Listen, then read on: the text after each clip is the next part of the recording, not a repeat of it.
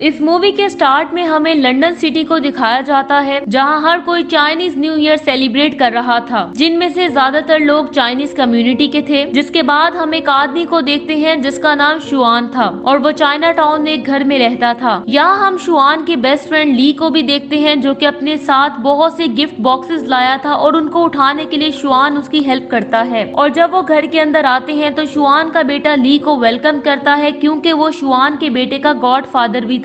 अब सारे गिफ्ट्स रखने के बाद वो सब लोग इवनिंग सेलिब्रेशन की प्रिपरेशन करने लगते हैं। दूसरी तरफ हम चाइना टाउन की स्ट्रीट्स में कपल को देखते हैं। उस कपल में से आदमी का नाम मिस्टर चिन था, जो कि काफी फेमस बिजनेसमैन था, और उसके साथ उसकी गर्लफ्रेंड थी जिसका नाम मई था। लेकिन स्ट्रीट्स में घूमते हुए उन्हें ये पता नहीं था कि वहीं कुछ लोग उनके इंतजार में थे और उनकी हर मूव पे नजर रखे हुए थे, क्योंकि वो लोग मिस्टर चिन और मई को किडनैप करना चाहते थे। यहाँ मिस्टर चिन अपनी इकलौती बेटी फरीदा के साथ वीडियो कॉल पे बिजी था, जो कि अफ्रीका में इंडिपेंडेंटली रह रही थी। फरीदा को एनिमल बहुत पसंद थे और इसीलिए वो एनिमल राइट्स की एक्टिविस्ट भी थी। यहाँ हम देखते हैं कि मिस्टर चिन अपनी बेटी से बातें करने के बाद जब वो उसकी बात अपनी गर्लफ्रेंड से करवाता है तो फरीदा फौरन से कॉल ड्रॉप कर देती है, क्योंकि वो अपने फादर की गर्लफ्रेंड को हेट करती थी। जिसके बाद हम देखते हैं कि जब मिस्टर चिन और मई वहाँ से जाने वाले थे तो इतनी ही देर में टेररिस्ट वहाँ पहुंचकर उनके गार्ड्स पे अटैक कर देते हैं और उन्हें मारने के बाद मिस्टर चिन और मई को किडनैप कर लेते हैं। नेक्स्ट सीन में हम वैनगार्ड के हेडक्वार्टर को देखते हैं, जहाँ मिस्टर टैंक को अपनी एक एजेंट की कॉल आती है, जो कि टैंक को बताती है कि उनके एक वीआईपी क्लाइंट को किडनैप कर लिया गया है, क्योंकि उसने मिस्टर चिन की कार में मौजूद हिडन कैमरा से उन्हें ट्रैक कर लिया था, जबकि मिस्टर चिन की कार में जीपीएस भी मौजूद था। ये सुनकर टैंक फौरन से वैनगार्ड्स को कॉल करने लगता है, जो कि लंदन के करीब रहते थे। दूसरी तरफ हम देखते हैं कि जब ली और शुआन अपनी फैमिलीज के साथ टाइम स्पेंड कर रहे थे और काफी इंजॉय कर रहे थे, तो तभी उन्हें टैंक की कॉल आती है और वो उन्हें कुछ देर पहले होने वाली किडनैपिंग को रिस्पॉन्ड करने के लिए कहता है। ये सुनकर वो अपनी फैमिलीज को गुड बाय कहते हैं और फौरन से वहाँ से निकल जाते हैं और थोड़ी ही देर में उस जगह को लोकेट करने में कामयाब हो जाते हैं, जो कि एक पुरानी सी बिल्डिंग थी। दूसरी तरफ मिस्टर चिन और मई को एक प्राइवेट रेस्टोरेंट में लाया जाता है, जो कि उसी पुरानी बिल्डिंग में था। यहाँ हम उस ग्रुप के लीडर को देखते हैं जिसका नाम ब्रोटो था। यहाँ ब्रोटो मिस्टर चिन से उमर के फादर के बारे में पूछता है और साथ ही वो उससे पैसों के बारे में भी पूछता है। दूसरी तरफ हम शुआन और ली को देखते हैं। यहाँ शुआन बिल्डिंग के अंदर जाने लगता है, लेकिन वहाँ मौजूद गार्ड उसे रोक लेता है। इसी दौरान ली भी वहाँ पहुँच जाता है, जिसकी वजह से वहाँ मौजूद गार्ड डिस्ट्रैक्ट हो जाता है। ये देखकर शुआन उस पर अटैक कर देता है। यहाँ वो दोनों उस गार्ड को मारने लगते हैं, जिसकी वजह से वो बेहोश हो जाता है। अब वो दोनों चुपके से रेस्टोरेंट के अंदर आ जाते हैं और फौरन से किडनैपर्स पे अटैक कर देते हैं, जिसके बाद उनमें फायरिंग स्टार्ट हो जाती है और किडनैपर्स मिस्टर चिन को छुपाने की कोशिश करने लगते हैं। लेकिन क्योंकि वैनगार्ड्स हाईली ट्रेंड थे और मार्शल आर्ट्स एक्सपर्ट्स भी थे, इसलिए वो बहुत से किडनैपर्स को मार के मिस्टर चिन और मई तक पहुंचने में कामयाब हो जाते हैं। यहाँ किडनैपर्स उन पे शूटिंग करना जारी रखते हैं, जिसकी वजह से ली उनसे फाइट करने लगता है, जबकि शुआन मई को लेकर किचन तक पहुंच जाता है, जबकि दो गार्ड्स उनका पीछा कर रहे थे। अब क्योंकि शुआन मई की वजह से उन गार्ड से प्रॉपरली फाइट नहीं कर सकता था, यहाँ उसे एक रूम नजर आता है जहाँ रेस्टोरेंट स्टाफ भी छुपा हुआ था, इसलिए वो मई को भी उसी रूम में भेज देता है। जिसके बाद वो उन गार्ड से फाइट करने लगता है और आखिरकार उन्हें मारने में कामयाब हो जाता है। दूसरी तरफ ली और मिस्टर चिन के पीछे क्योंकि काफी सारे लोग थे, इसलिए वो स्टेयर्स के जरिए ऊपर की तरफ भागने लगते हैं। लेकिन इसी दौरान ली का कार नीचे गिर जाता है, जिसे ब्रोटो उठा लेता है और अब उसे ये पता चल चुका था कि ली किसके लिए काम करता है और उसका रियल नेम क्या है। जिसके बाद वो फिर से उनका पीछा करने लगते हैं, जबकि ली और मिस्टर चिन एक रूम में जाके डोर को ब्लॉक कर देते हैं। यहाँ ब्रोटो उन्हें बाहर आने की वार्निंग देता है, लेकिन वो उसकी वार्निंग को इग्नोर कर देते हैं, जिसकी वजह से ब्रोटो और उसके साथी डोर पे फायरिंग करना स्टार्ट कर देते हैं, जिससे डोर ओपन हो जाता है। उसी दौरान ली, जिसके पास और कोई ऑप्शन नहीं बचती, इसलिए वो मिस्टर चिन को लेके विंडो से जंप कर देता है और वो दोनों स्ट्रीट में मौजूद लोगों पे जा गिरते हैं, जिसकी वजह से सभी लोग शॉक्ड हो जाते हैं, लेकिन वो दोनों फौरन से वहाँ से भाग जाते हैं। जिसके बाद ली बैकअप के लिए कॉल करता है और वैनगार्ड की एक बेस्ट फीमेल एजेंट जिसका नाम मिया था, वो उनको रेस्क्यू करने के लिए निकल पड़ती है। और जब वो उनकी लोकेशन पे पहुंचती है तो ली और मिस्टर चिन तो गाड़ी में बैठ जाते हैं, जबकि शुआन और मई अभी भी उनके किडनैपर से बचने की कोशिश कर रहे थे, लेकिन फिर वो भी टाइम पे गाड़ी तक पहुंचने में कामयाब हो जाते हैं। जिसके बाद मिया उन्हें वैनगार्ड के हेडक्वार्टर की तरफ ले जाने लगती है और हेडक्वार्टर पहुंच के मिस्टर चिन और मई की मुलाकात टैंक से होती है। यहाँ टैंक उन्हें ये एक्सप्लेन करता है कि उनको एक ऐसे ग्रुप ने किडनैप किया था जो कि पैसे लेकर लोगों को किडनैप करते हैं या उन्हें मार देते हैं, और इस केस में उनका विक्टिम मिस्टर चिन था। जिसके जिसके बाद मिस्टर चिन टैंग को ये बताने लगता है कि वो इस सिचुएशन तक कैसे पहुंचा। मिस्टर चिन उसे बताता है कि उसका एक बिजनेस पार्टनर था जिसका नाम मेसन था और उन दोनों ने मिलकर यूरोपियन ऑयल और एयरक्राफ्ट बेच के बहुत पैसे कमाए थे। लेकिन जब उसे पता चला कि मेसम एक गैंग भी चला रहा है जिसका नाम ब्रदरहुड ऑफ वेंजेंस है, इसी वजह से जब उसने मेसम के साथ अपने बिजनेस को क्विट करने का फैसला किया तो बहुत लेट हो चुकी थी और मेसम उसे फंड्स अरेंज करने के लिए फोर्स करता है क्योंकि वो मैस डिस्ट्रक्शन के वेपन्स खरीदना चाहता था और मेसम ने उसे धमकी दी थी कि अगर वो ऐसा नहीं करेगा तो वो उसे और उसकी फैमिली को मार देगा। लेकिन उसने इस चीज की रिपोर्ट लंदन पुलिस को कर दी थी जिसकी वजह से मेसम 7 माह पहले एक मिलिट्री ऑपरेशन में मारा गया था। लेकिन उसका बेटा जिसका नाम उमर था वो इस ऑपरेशन में बच गया था। इसलिए ये उमर ही था जिसने मिस्टर चिन को किडनैप करने के लिए ब्रोटो को भेजा था। यहाँ मिस्टर चिन को एक और चीज भी परेशान कर रही थी और वो थी इसकी बेटी की सेफ्टी, क्योंकि वो ये जानता था कि उमर उसकी बेटी को जरूर नुकसान पहुंचाएगा। इसलिए चिन टैंक से रिक्वेस्ट करता है कि वो अफ्रीका जाकर उसकी बेटी को सेफली वापस ले आए। नेक्स्ट सीन में हम उमर को देखते हैं जिसे ब्रोटो की कॉल आती है और वो उमर को चिन के एस्केप की न्यूज बताता है और कहता है कि वो एक प्राइवेट सिक्योरिटी कंपनी वैनगार्ड की वजह से मिशन कंप्लीट नहीं कर सके। ये न्यूज सुनकर उमर को बहुत गुस्सा आता है और वो ब्रोटो पे चिल्लाने लगता है, जिसके बाद वो ब्रोटो को चिन की बेटी को किडनैप करने का ऑर्डर देता है। नेक्स्ट सीन में हमें अफ्रीका का सीन दिखाया जाता है जहां हमें पता चलता है कि मिस्टर चिन की बेटी फरीदा सोशल मीडिया पे काफी फेमस थी क्योंकि वो एनिमल राइट्स के लिए काफी काम कर रही थी और इल्लीगल हंटिंग के लिए वो कुछ लोगों को पब्लिकली ब्लेम करती थी और उन लोगों में से एक का नाम टूना था। टूना उन इल्लीगल हंटर्स का लीडर था जो कि एक्सोटिक एनिमल्स को मार के मार्केट में बेच देते थे। अब क्योंकि फरीदा टूना के कामों को मुसलसल एक्सपोज कर रही थी इसलिए टूना उस पे बहुत गुस्सा था और फरीदा को मारना चाहता था। इसी वजह से ब्रोटो टूना से कांटेक्ट करता है और उससे मिलकर फरीदा को लोकेट करने और उसे मारने की ऑफर करता है और साथ ही वो टूना को इसके लिए पैसे भी देता है, जिसके बाद वो लोग फरीदा को ढूंढना स्टार्ट कर देते हैं। दूसरी तरफ वैनगार्ड्स भी अफ्रीका पहुंच चुके थे, उनके साथ टैंक भी था जो वहाँ उनकी हेल्प के लिए आया था। यहाँ टैंक और उसके साथी डेजर्ट और जंगल में से काफी देर ड्राइविंग के बाद आखिरकार फरीदा तक पहुँच जाते हैं। यहाँ फरीदा अपने खौफनाक फ्रेंड के साथ खेल रही थी जो कि एक लाइन था। अब जैसे वैनगार्ड्स फरीदा के पास जाने लगते हैं तो वहीं दूसरी तरफ ब्रोटो और टूना के लोग भी वहाँ पहुँच जाते हैं। ली अब जल्दी से फरीदा के पास जाना चाहता था लेकिन वो उसके पास मौजूद लाइंस की वजह से खौफजदा हो जाता है। इसी दौरान किडनैपर्स भी अपनी गाड़ियों से बाहर आ जाते हैं और वैनगार्ड से फाइट स्टार्ट कर देते हैं। दोनों ग्रुप्स ही फरीदा तक पहले पहुंचने के लिए फाइट कर रहे थे,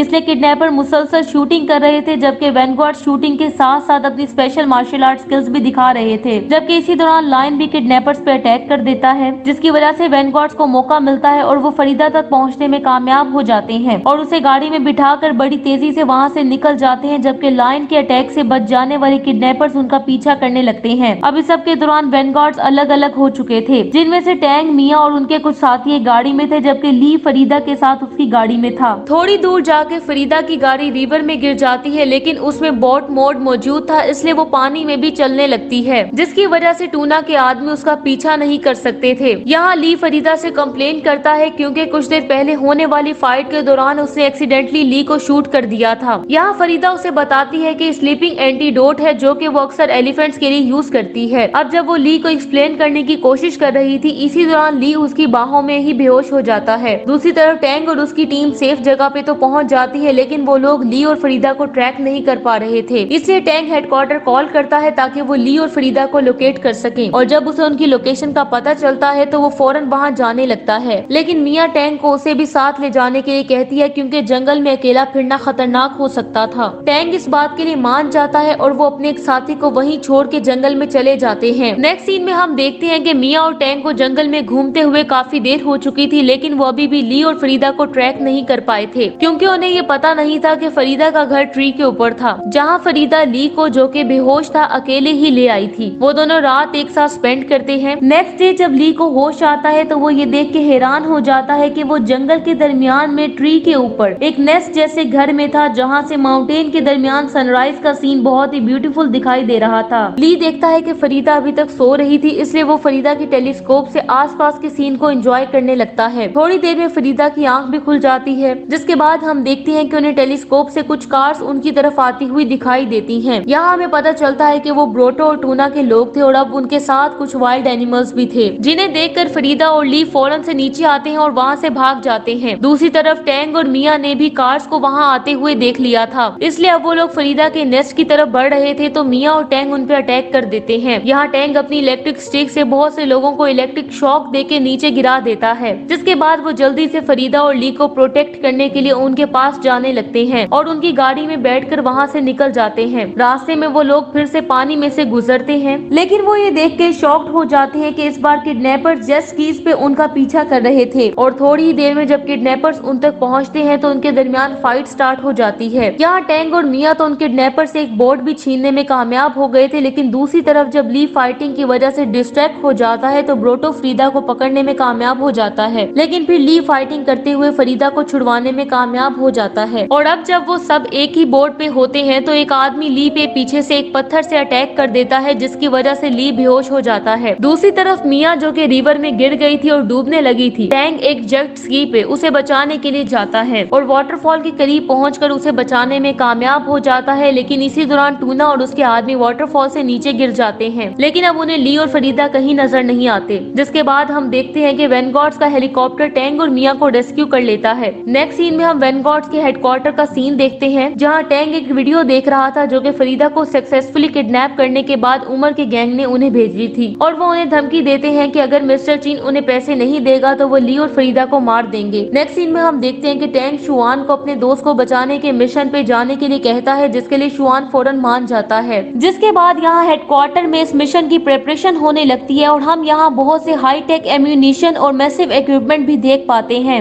जिसके बाद टैंग टीम मीटिंग करता है और उन्हें सारा प्लान समझाने लगता है। थोड़ी ही देर में टैंग और उसकी टीम उस शहर के लिए निकल जाते हैं जहाँ उमर और उसका गैंग मौजूद था। यहाँ टैंग एक लोकल गैंग के हेड से फरीदा और ली को छुड़वाने के लिए निगोशिएट करता है, जबकि बाकी लोग स्लम एरिया में जाकर अपना हाई टेक इक्विपमेंट यूज करते हुए फरीदा और ली को ढूंढने लगते हैं और आखिरकार उनको लोकेट करने में कामयाब हो जाते हैं। यहाँ फरीदा और ली जब आपस में बात कर रहे थे तो किडनैपर्स वहाँ आकर ली को अपने साथ ले जाते हैं और जब ली को ब्रोटो के पास लाया जाता है तो ब्रोटो अपने आदमियों को उसे एक्सप्लोसिव वेस्ट पहनाने का ऑर्डर देता है। जिसके बाद हम देखते हैं कि ब्रोटो उमर के पास आता है और उसे बताता है कि वेनगॉर्ड्स होस्टेज को छुड़वाने के लिए निगोशिएट करना चाहते हैं। साथ ही वो उसे बताता है कि वेनगॉर्ड्स मिस्टर चिन के बदले ली और फरीदा को छुड़वाना चाहते हैं, लेकिन उन्हें इस बात का पता नहीं होता कि वेनगॉर्ड्स की एजेंट मेड्स के रूप में उनके कैसल के करीब पहुंच चुकी थी, जबकि कुछ वेनगॉर्ड्स एक टनल से होते हुए कैसल के अंदर पहुंचकर अपनी पोजीशन संभाल लेते हैं। नेक्स्ट डे हम देखते हैं कि टैंग निगोशिएशन के लिए मिस्टर चिन के साथ कैसल में पहुंच जाता है। अब वो सीधा उमर के पास पहुंचते हैं और नेगोशिएशन स्टार्ट कर देते हैं। वहीं एक आदमी ने फरीदा को भी पकड़ रखा था, जबकि ली जिसकी आंखों पे पट्टी बंधी हुई थी वो एक और जगह मौजूद था। यहाँ ब्रोटो टैंग को उस जगह की वीडियो दिखाता है जहाँ ली को रखा गया था और कहता है कि उसने 3 मिनट का टाइम सेट कर दिया है। ये देखकर टैंग परेशान हो जाता है, जबकि इसी दौरान वेनगार्ड्स का स्नाइपर उस आदमी को जिसने फरीदा को पकड़ रखा था उसे शूट कर देता है और साथ ही गन को उमर पे पॉइंट कर देता है, जिसकी वजह से उमर अपने आदमियों को वेपन्स फेंकने के लिए कहता है, लेकिन इसी दौरान उनमें दोबारा फाइट स्टार्ट हो जाती है। यहाँ दोनों ग्रुप्स जब फाइटिंग में बिजी थे तो इसी दौरान शुआन ली को बचाने में कामयाब हो जाता है। जिसके बाद हम देखते हैं कि टैंग और उसके साथी भी फायरिंग करते हुए फरीदा को बचाकर कैसल से निकालने में कामयाब हो जाते हैं और अपनी गाड़ियों की तरफ बढ़ने लगते हैं, लेकिन उमर के साथी उन पे फायरिंग करना जारी रखते हैं। जिसके बाद हम देखते हैं कि टैंग मिस्टर चिन और फरीदा को लेके गाड़ी तक पहुंचने में कामयाब हो जाता है, जबकि ली, शुआन और उनके कुछ साथी पीछे रह जाते हैं। अब शूटिंग के दौरान उमर के लोग एक बिल्डिंग को बॉम्ब से उड़ा देते हैं, जिसकी वजह से वो बिल्डिंग नीचे गिरने लगती है और नीचे मौजूद शुआन के ऊपर आ गिरती है। यहाँ वेनगार्ड्स वहाँ से निकलने ही वाले थे, लेकिन ली अपने दोस्त के लिए वापस जाता है और उसकी बॉडी को लेके वो सब लोग वहाँ से निकलने में कामयाब हो जाते हैं। जबकि इसी दौरान मिस्टर चिन अपने आप को सेक्रीफाइस करते हुए उन टेररिस्ट के सामने आ जाता है, इसलिए अब वो वेनगार्ड का पीछा नहीं करते। जबकि रास्ते में ली शुआन को होश में लाने की कोशिश करता है और थोड़ी देर में शुआन होश में आ जाता है, जिसकी वजह से सब लोग बहुत ज्यादा खुश हो जाते हैं।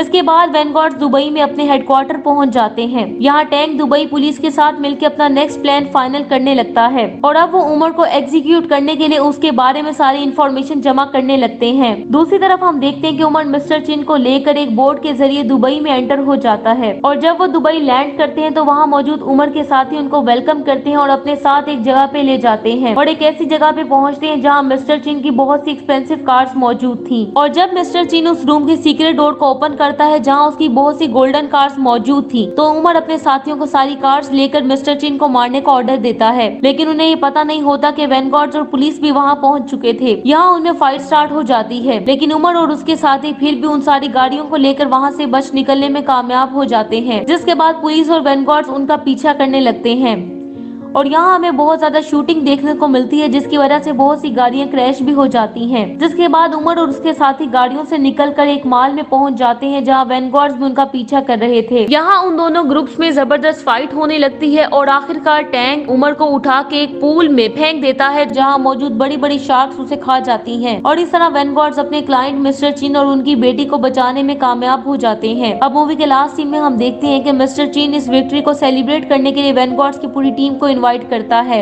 यहाँ ली भी मौजूद था, जो कि हिम्मत करके फरीदा से मिलता है और आखिरकार उसे अपनी फीलिंग्स के बारे में बता देता है। और यहाँ ये बात साफ जाहिर थी कि फरीदा भी ली को पसंद करने लगी थी। इसी के साथ ये मूवी एंड हो जाती है। Thank you so much for watching.